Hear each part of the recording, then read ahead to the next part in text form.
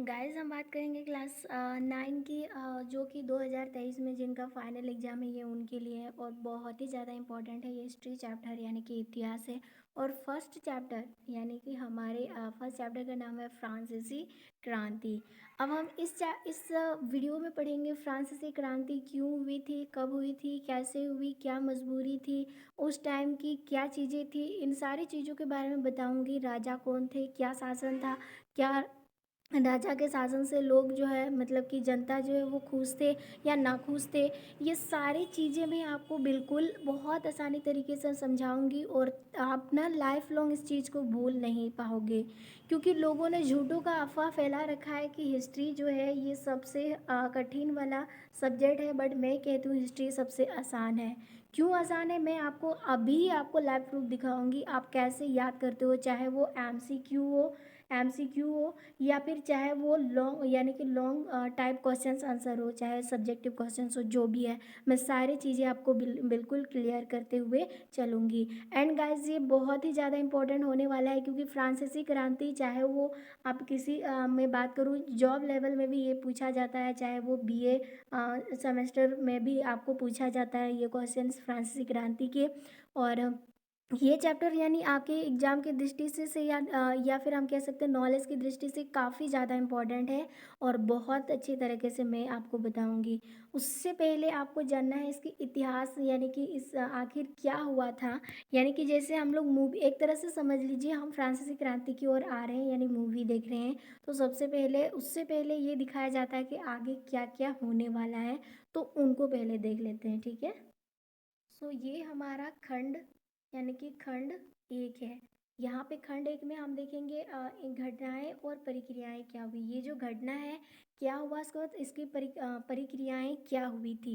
अब यहाँ पर फिगर देख रहे हो, ये फ्रांसीसी क्रांति की ही फिगर है। सो यहाँ पर हमें क्या करना है, इस खंड में हम क्या देखेंगे, इस खंड में आप फ्रांसीसी क्रांति, रूसी क्रांति और नास्तिकवाद के उदय का इतिहास पढ़ेंगे। यानी फर्स्ट खंड में क्या क्या पढ़ना है, पहले तो है फ्रांसीसी क्रांति, उसके बाद हम पढ़ेंगे रूसी क्रांति, उसके बाद नास्तिकवाद की उदय, मतलब उदय का इतिहास के बारे में पढ़ेंगे। यानी क्या हुआ था, क्यों नहीं क्या हुआ था, क्या होने वाला है, ये सारी चीज़ें हम इसके मतलब खंड एक के मतलब के आधार पर पढ़ेंगे। उसके बाद हम देखेंगे आधुनिक विश्व की रचना में इन तीनों घटनाओं का महत्वपूर्ण योगदान रहा।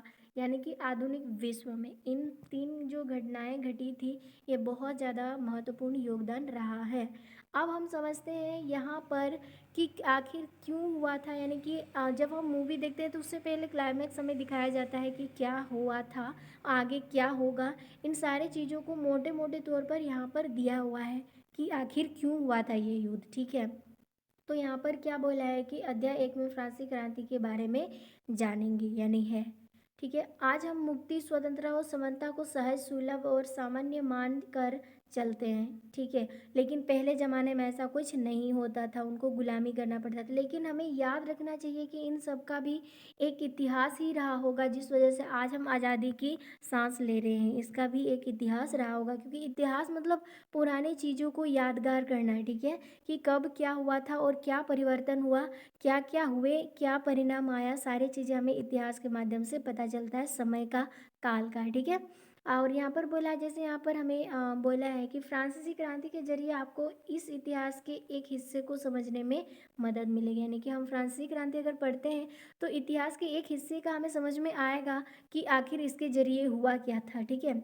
उसके बाद है आगे, फ्रांसीसी क्रांति ने फ्रांस में राजतंत्र को समाप्त कर दिया। राजतंत्र किसको बोलते हैं, राजाओं का शासन, राजतंत्र, ठीक है। जो फ्रांसीसी क्रांति है, जो क्रांति हुई है और जो क्रांति हुई थी, इसका परिणाम क्या हुआ, राजतंत्र को ही जड़ से मिटा दिया। यानी कि कितने महत्व रहा होगा ये क्रांति, आप भी समझ सकते हो, ठीक है। विशेष अधिकारों पर आधारित व्यवस्था शासन को एक नई व्यवस्था उदित हुई। यानी कि जो विशेष अधिकार जो दिए गए थे, यानी कि यहाँ पर मैं बात करूँ फ्रांसीसी क्रांति के पहले जो वहाँ के समाज से वो 3 स्टेट में बटा हुआ था, ठीक है। 3 स्टेट में बटा हुआ था। पहला है कुलीन, पादरी, पादरी, उसके बाद कुलीन, तब आएगा मतलब कि कृषि लोग जो आते हैं, यानी कि इसमें छोटे मोटे व्यापारी लोग आते हैं, वो 3rd स्टेट पे आते हैं। सारी चीज़ें मैं आपको क्लियर कराते हुए चलूँगी, बिल्कुल आप निश्चिंत होकर पढ़िए। और आपका क्वेश्चन देखिए कि आप कितने क्वेश्चन जो है यहाँ से सेलेक्ट कर पाते हैं, उसके बाद आपका टेस्ट होगा। पहले ये होने दो उसके बाद, ठीक है। आगे यहाँ पर क्या बोला है कि क्रांति के दौरान तैयार किए गए मानव अधिकार घोषणा पत्र एक नव युग के अवगमन का घोतक था। ठीक है, आगे यहाँ पे सबके एक समान अधिकार होते हैं, सबका एक समान अधिकार है, जो अभी फिलहाल भारत में चल रहा है। हर व्यक्ति बराबरी का दावा कर सकता है, वह सोच राजनीति की नई भाषा का हिस्सा बन गई है।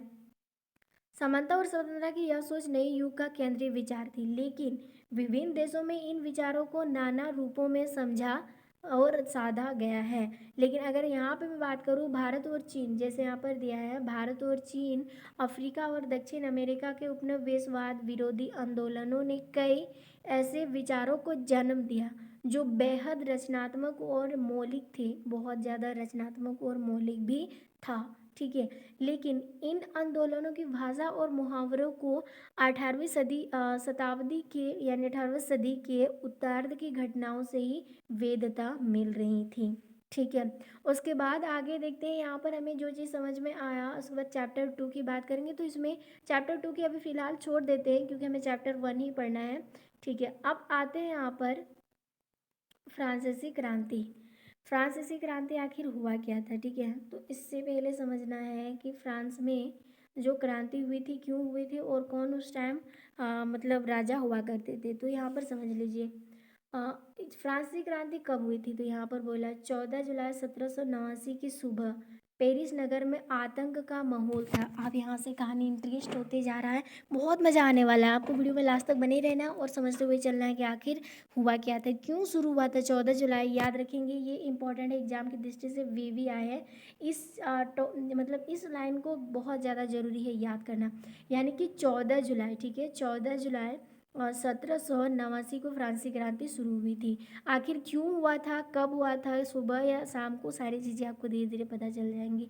एक तरह से समझ लीजिए ये जो कहानी, ये जो यहाँ पर मैं आपको बताने वाली हूँ, इस मूवी के अंदर क्या होने वाला है, एक तरह से समझ लीजिए हम मूवी ही देख रहे हैं। ठीक है, कि क्या क्या होने वाला है वो सारी चीज़ें आपको यहाँ पर बता दिया गया है, तभी ना आपका इंटरेस्ट जगेगा। आखिर हुआ क्या था, क्यों हुआ, किसकी जीत हुई, किसकी हार हुई, आखिर इसका परिणाम क्या हुआ, सारी चीज़ें आपको यहीं से ही पता चल जाएंगी। सो यहाँ पर क्या बोला, 14 जुलाई 1789 की सुबह पेरिस नगर में आतंक का माहौल था। आखिर क्यों, क्योंकि 14 जुलाई 1789 को ही क्यों आतंक का माहौल था। पेरिस यानी फ्रांस की एक राजधानी है पेरिस। ठीक है, तो पेरिस नगर थोड़ा बड़ा था तो वहीं पे आतंक का माहौल छाया हुआ था, क्योंकि लोगों में डर पैदा हुआ था कि जो वहाँ पे शासन चला रहे थे राजा, उन्होंने क्या किया है कि अपने सैनिकों को ऑर्डर दे दिया है कि लोगों को मारे, और यही डर की वजह से आतंक का माहौल फैला हुआ रहता है। क्योंकि आजकल छोटी बड़ी बात भी बहुत जल्दी वायरल हो जाता है, चाहे वो सच हो या झूठ हो। ठीक है, उसी तरह उस टाइम भी वायरल हुआ था ये बात। ठीक है, कि सम्राट कौन होता है, जो राजा हुआ करता था उस टाइम, जो उस राज्य को चलाता है राजा। तो सम्राट ने सेना को शहर में घुसने का आदेश दे दिया था। यही अफवाह फैला हुआ था कि शहर में घुसने का ऑर्डर जो है सम्राट द्वारा उनको मिला है। ठीक है, अफवाह थी कि वह सेना को नागरिकों पर गोलियां चलाने का आदेश देने वाला है। ये अफवाह ऑलरेडी फैल चुका था कि सम्राट जो है वो शहर में अपने सैनिकों को आदेश दिया है घुसने का, और वो बेवजह नागरिकों पर गोली चलाएंगे। ये मतलब कि अफवाह जो है ऑलरेडी फैल चुकी थी उस शहर में, यानी पेरिस शहर में। फ्रांस के एक शहर का नाम है पेरिस। लेकिन यहाँ पर हुआ क्या कि लगभग लगभग 7,000 मर्द तथा औरतें टाउन हॉल के सामने एकत्र हुए और उन्होंने जन सेना का गठन करने का निर्णय लिया। इस लाइन में से ये चीज़ें याद रखना है कि लगभग कितने मर्द और औरतें टाउन हॉल के सामने इकट्ठे हुए थे। तो लगभग 7,000 औरत और महिला मतलब कि पुरुष जो है टाउन हॉल के सामने एकत्र हुए थे। और उन्होंने क्यों एकत्र हुआ, क्योंकि उनको डर था कि कहीं सम्राट जो है वो आदेश ऑलरेडी दे चुके हैं, शायद क्या वो अफवाह ऑलरेडी फैल चुकी थी कि लोगों पर, आम जनता पर, नागरिकों पर गोली चलाएंगे। और यही डर था जिस वजह से 7,000 मर्द और औरतें टाउन हॉल के सामने एकत्र होकर जन सेना का गठन कर रहे थे। ठीक है, अब आगे क्या हो रहा है, आगे हो गया हथियारों की खोज में बहुत से सरकारी भवनों में जबरन प्रवेश कर दिए गए। यानी कि हथियार हथियार देखो, लड़ना है तो हथियार बहुत ज़्यादा ज़रूरी है, और लोगों को लग रहा था उनके पास तो हथियार नहीं है, जबकि सम्राट के सैनिकों के पास तो तरह तरह के हथियार हैं। तो उनसे युद्ध करने के लिए इन्होंने क्या किया, जो सरकारी जो मतलब दफ्तार होता है या सरकारी या सरकारी जो भवनें हैं उन पर जबरन इन्होंने प्रवेश किया। किन्होंने? जो वहाँ के नागरिक हैं, यानी फ्रांस के नागरिक है, ठीक है। अब आगे क्या होता है, अन्यथा सैकड़ों लोगों का एक समूह पेरिस नगर के पूर्व की ओर चल पड़ा। यानी कि सैकड़ों लोग जो जो इकट्ठे हुए थे, लगभग 7,000, ये क्या हुआ, ये समूह जो है पेरिस नगर के पूर्वी भाग यानी पेरिस नगर के पूरब की ओर जो है वो निकल पड़ा, ठीक है, चल पड़ा। और वहाँ पर एक किले का नाम है बास्तिल, और बास्तिल किले की जेल को तोड़ डाला। आप देखिए यहाँ पे इंटरेस्टिंग बात क्या हो रही है, जब वो पेरिस शहर के पूर्व की ओर निकल पड़े तो वहाँ पर एक बास्तिल का किला यानी जो जेल था उसको क्या किया, तोड़ डाला। इन्होंने इनको तोड़ा क्यों? क्योंकि इनको आशंका थी, मतलब कि इनको भरोसा था यहाँ पर हमें हथियार मिल सकता है, और अगर मांगेंगे तो देगा नहीं, इसीलिए इन्होंने इतने सारे लोगों को लेकर उस किले को ही तोड़ दिया, ठीक है।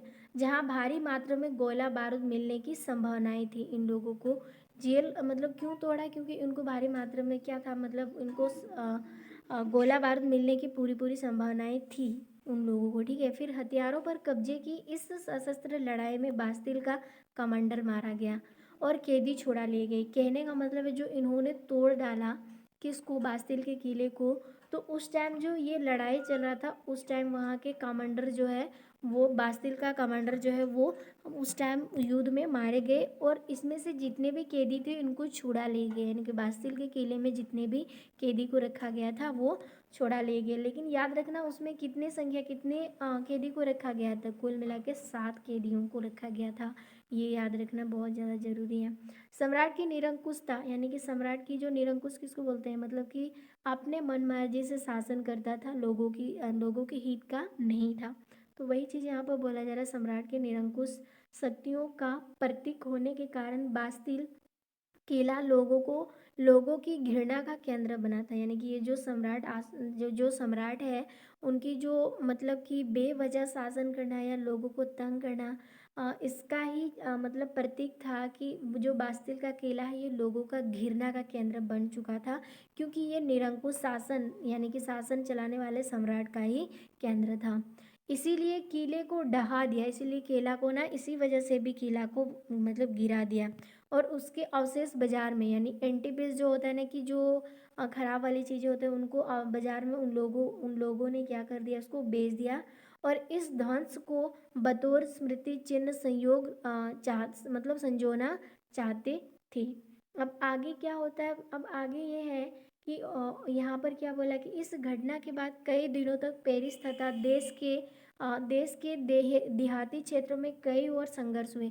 ये घटना जो हुई इसके बाद देश या फिर कह सकते हैं शहरी क्षेत्र में या देहाती क्षेत्र में कई तरह के संघर्ष हुए, यानी कि युद्ध भी हुआ।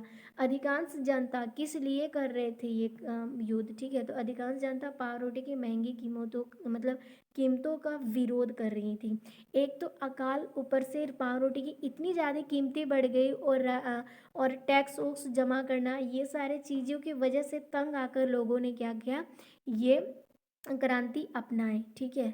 अब यहाँ पे क्या हुआ कि बाद में इस दौर का मतलब स्वावलोकन करते हुए इतिहासकारों ने इसे एक लंबे घटनाक्रम की ऐसे शुरुआती कड़ियों के रूप में देखा जिनकी परिणति फ्रांस के सम्राट को फांसी दिए जाने में हुई।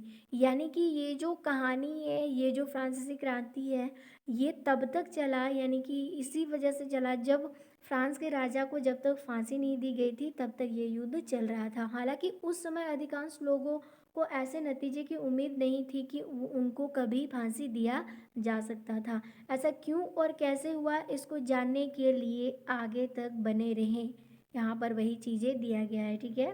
सो यहाँ पर आप देख पा रहे होंगे ये बास्तिल का किला है जो तोड़ते हुए दिखाई दे रहा है, ठीक है।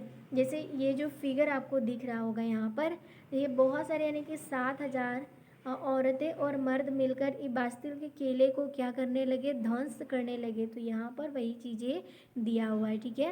यानी कि बास्तिल ध्वंस के बाद चित्रकारों ने इस घटना की याद में ये चित्र बनाए गए हैं।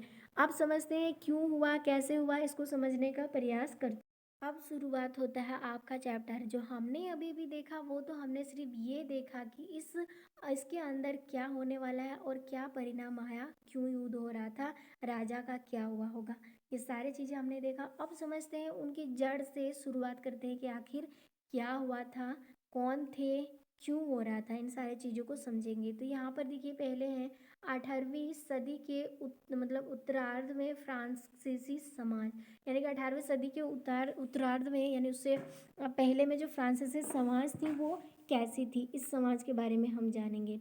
देखिए ये ज़्यादा इम्पोर्टेंस या मायने रखता है आपके एग्जाम की दृष्टि से कि इस चीज़ों को कैसे समझे और किस तरह से समझने का प्रयास करें। आपको रटना नहीं है, क्योंकि आप तो रटते बचपन से हो, लेकिन कितना रटा आपने, कुछ भी नहीं। तो मैं यहाँ पर जो समझा रही हूँ, अगर आप इस चीज़ को फॉलो कर रहे हो या समझते हुए चलते हो तो आपको लाइफ लॉन्ग याद करने की ज़रूरत नहीं पड़ेगी।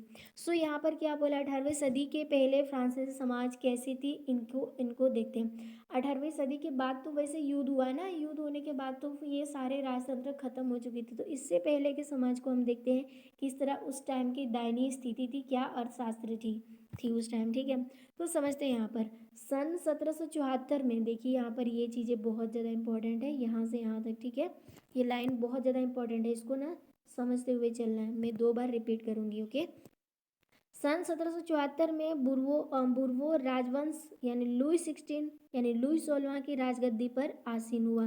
कहने का मतलब है जब सन 1774 चल रहा था उस टाइम कौन सा राजवंश, ये याद रखना, ये जो लुई 16वां है किस राजवंश से मतलब बिलोंग्स करते थे, तो बुर्वो राजवंश से। ठीक है, सो यहाँ पर हो जाएगा 1774 में बुर्वो राजवंश जिनका नाम है लुई 16वां फ्रांस की राजगद्दी पर बैठा, यानी राजगद्दी जो राज करने वाले होते हैं महाराज राजा, तो वो 1774 में ही राजगद्दी पर आसीन हुए थे, यानी बैठे थे लुई 16वां। कौन बैठे थे, लुई 16वां। कब, 1774 ईस्वी में। किसके राजगद्दी पर, फ्रांस की राजगद्दी पर। ठीक है, आसीन हुआ।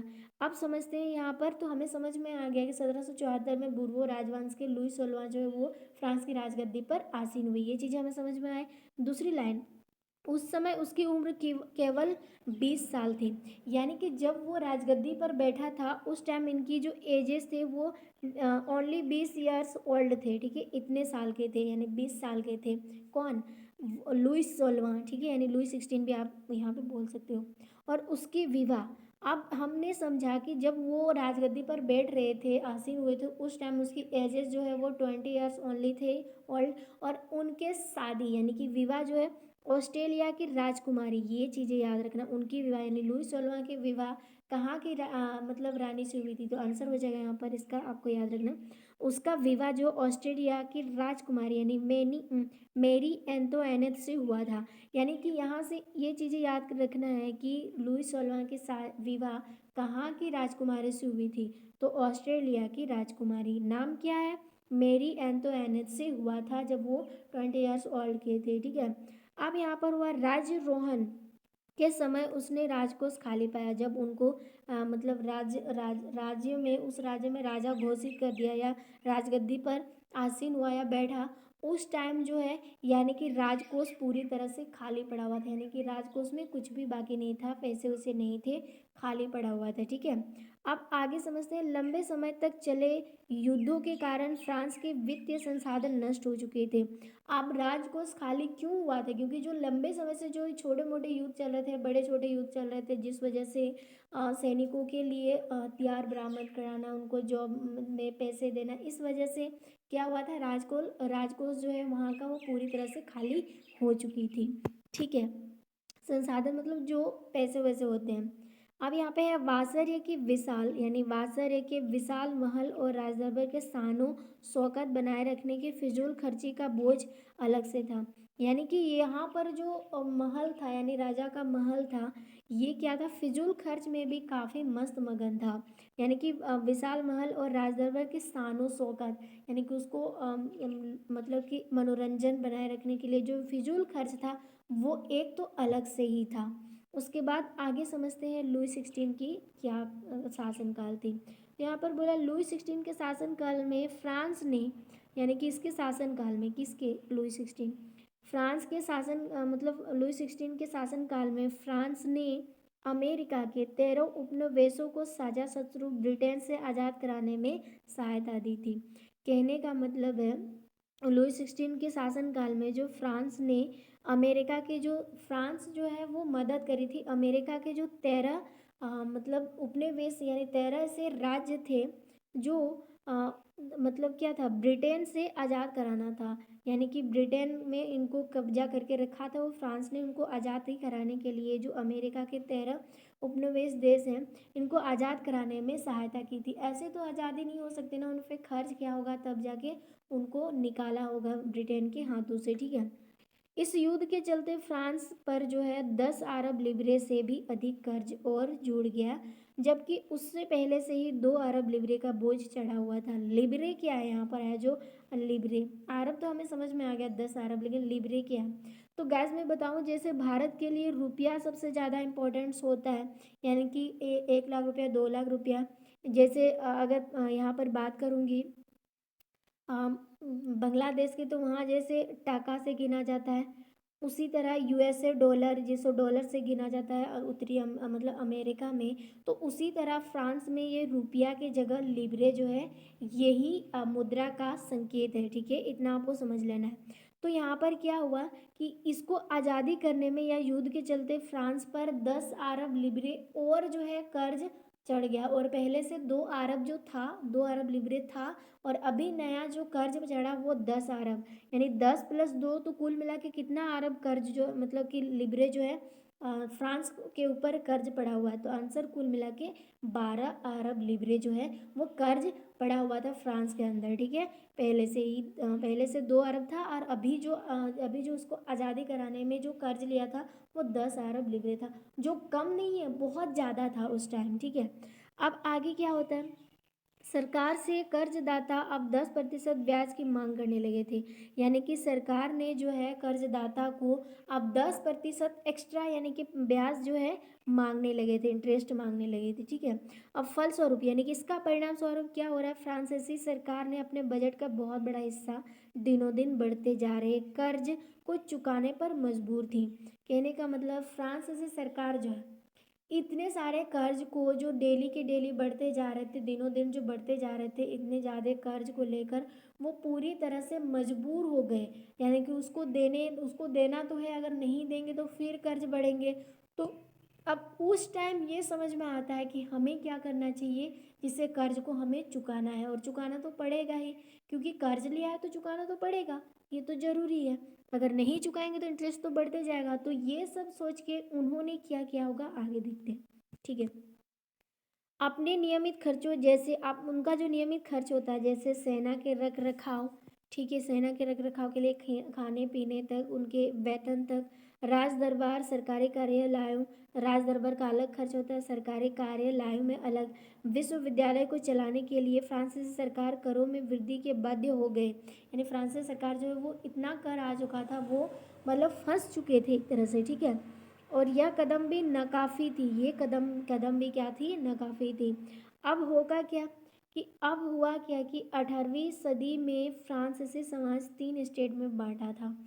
18वीं सदी जो चल रही थी, 18वीं सदी उस टाइम वहाँ के समाज जो है वो 3 स्टेट में बटा हुआ था, ये पहले भी जिक्र हो चुकी थी, ठीक है। वो 3 स्टेट में बटा हुआ था, और केवल तीसरे स्टेट के लोग जो है जनसाधारण कहा जाता है, एक तरह से तीसरे स्टेट के लोग जो छोटे मोटे जॉब करते हैं, यूपीएससी वाला, वकील और कारीगर होते हैं, किसान होते हैं, जिनके पास भूमि नहीं होता वो भी शामिल है, नौकर शामिल है, ठीक है। ये सारे चीज़ें छोटे मोटे जॉब करके या जो व्यापार होते हैं, व्यापारी लोग सारे तीसरे स्टेट के अंदर आते हैं, और केवल इन्हीं लोगों को टैक्स देने की अनुमति है। और जो 2 स्टेट के लोग आते हैं, जो मैं ये सीक्रेट है, इसको भी मैं बहुत जल्दी आपके सामने पर्दाफाश करने वाली हूँ कि इनका क्या होगा, ठीक है।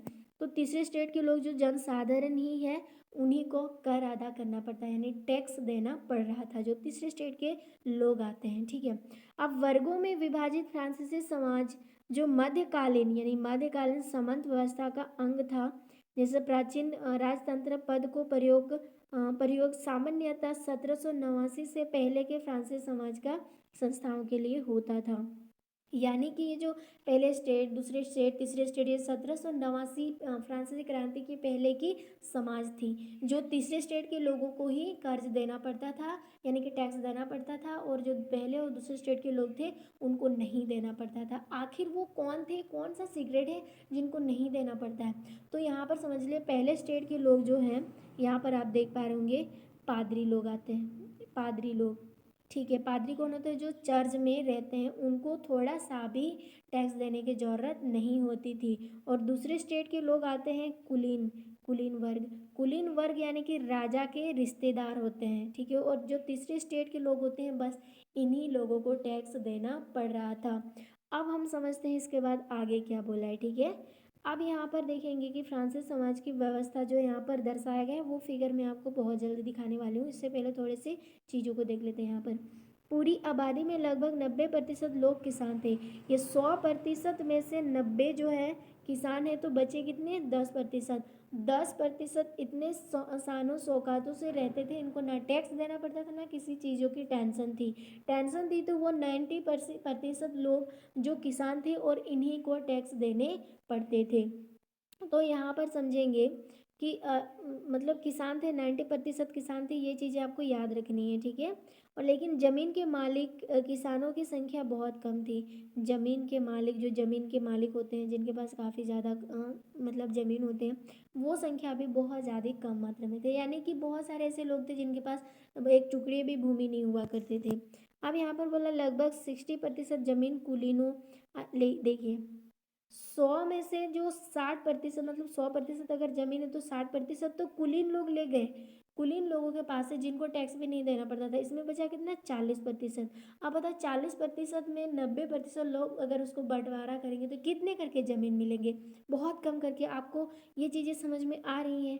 अब आगे समझते हैं यहाँ पर क्या बोला कि 60% ज़मीन जो है कुलीनों, चर्च और तीसरे स्टेट के अमीरों का अधिकार था। देखिए इसमें क्या क्या बोला जा रहा है। तीसरे स्टेट के मतलब अमीरों का अधिकार था, वो भी 60% में। अब प्रथम 2 स्टेट यानी कुलीन एवं पादरी वर्ग के लोगों को कुछ विशेष अधिकार जन्मन, मतलब कि जन्मन प्राप्त थे। यानी कि जन्म के आधार पर उनको कुछ विशेष अधिकार प्राप्त थे। जो पहले स्टेट के लोग पादरी और दूसरे स्टेट के लोग कुलीन, इनको जन्म अधिकार था, ठीक है, राजा के द्वारा इनको दिया गया। ठीक, आगे इनमें से सबसे महत्वपूर्ण विशेष अधिकार था कि राज्य को दिए जाने वाले करों से छूट। यानी जो भी कुलीन वर्ग और पादरी वर्ग में पैदा होते हैं, उनको कभी भी टैक्स देने की जरूरत नहीं पड़ती है। ये तो एक विशेष अधिकार हो गया और काफ़ी ज़्यादा महत्वपूर्ण भी है। दूसरा, कुलीन वर्ग को कुछ अन्य समंत विशेष अधिकार भी शामिल हासिल थे। वह किसानों से समांती कर वसूल करता है।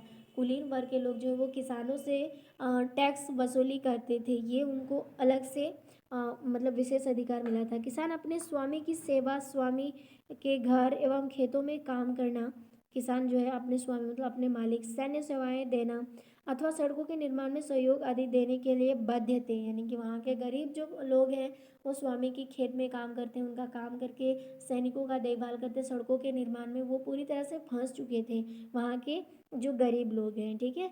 उसके बाद आगे आते हैं, चर्च में किसानों से करों का एक हिस्सा, यानी चर्च भी, जो चर्च होते हैं यानी कि जो पादरी वर्ग के लोग होते हैं, उनको भी क्या करना है? किसानों का एक हिस्सा टैक्स उनको भी मिलना चाहिए। अब यहाँ पर किसान तो पाँव दबे तले, वो तो मतलब कुचले हुए हैं, ठीक है, एक तरह से समझ लीजिए।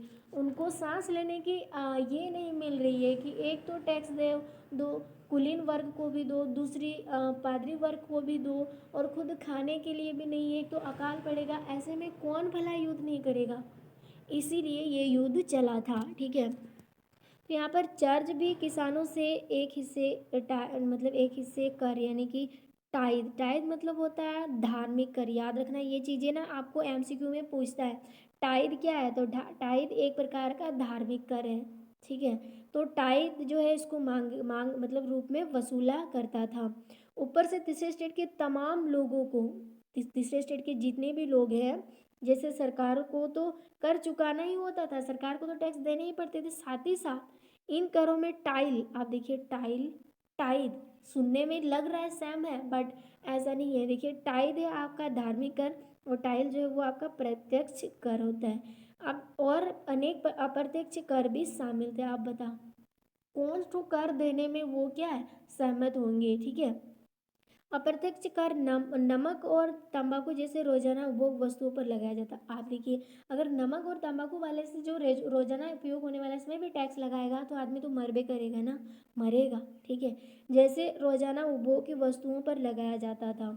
इस प्रकार राज्य की वित्तीय कामकाज का सारा बोझ करों के माध्यम से ही जाती मतलब जनता वहन करती थी। तो अब यहाँ पर समझ लीजिए जो 3 स्टेट के लोग थे वो कौन कौन थे और कहाँ कहाँ से इसको लिया गया। देखिए प्रथम स्टेट में आते हैं पादरी लोग, जो क्रिश्चियन लोग आते हैं, ठीक है, जो चर्च में रहते हैं वो। और दूसरे स्टेट के लोग होते हैं कुलीन, कुलीन वर्ग, ये चीज़ें याद रखना। प्रथम स्टेट में कौन आते हैं, पादरी, दूसरे में कुलीन, और तीसरे में आते हैं कौन कौन से लोग आते हैं तीसरे में, जैसे बड़े व्यापारी, अदालती कर्मचारी, वकील।